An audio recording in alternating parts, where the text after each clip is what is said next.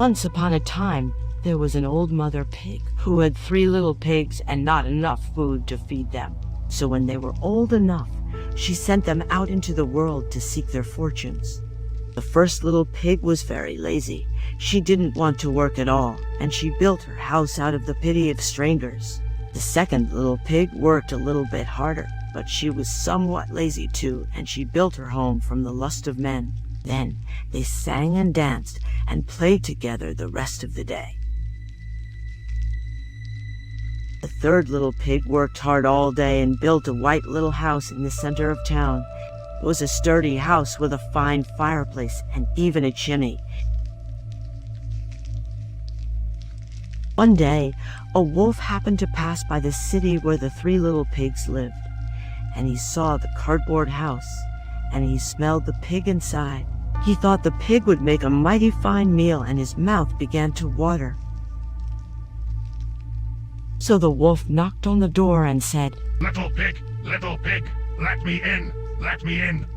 But the little pig saw the wolf's big paws through the rain, so she answered back, "No, no, no, not by the hairs on my chinny chin chin." Then the wolf showed his teeth and said, "Then I'll huff, and I'll puff, and I'll blow your house down."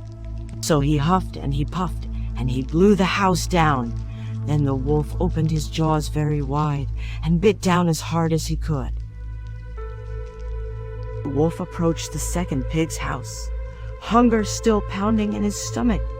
Stunned by the image of her sibling's fate, the second pig froze, unable to move a muscle, unable to run. "Please, sir, I will do anything you ask." Scared little pig said, but in one big chomp, the pig was dead. The wolf fled down the street and he almost got caught, but he made it to the White House and slammed the door shut. He startled the third little piggy and she was very frightened. She saw the wolf wanted to eat her. The wolf had an appetite that was hard to quench, and he had worked it up even more being chased all over town.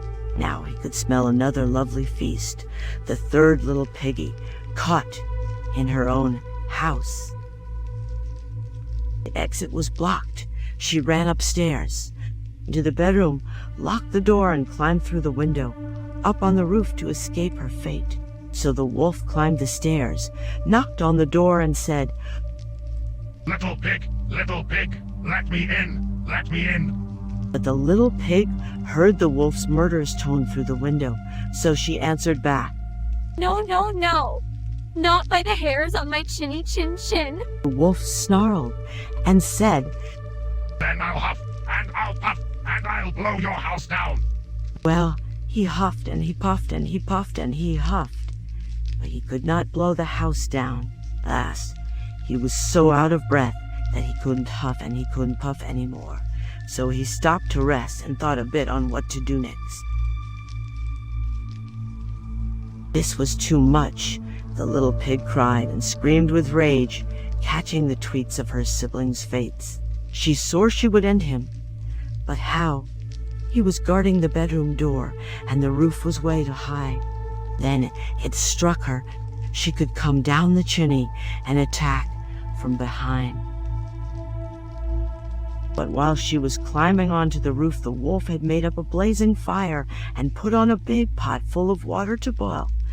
Then, just as the little piggy was coming down the chimney, the wolf leapt from his hiding place and pulled off the lid, and plop, in fell the pig into the scalding hot water. And that's the story of how a poor mother pig lost her precious piglets.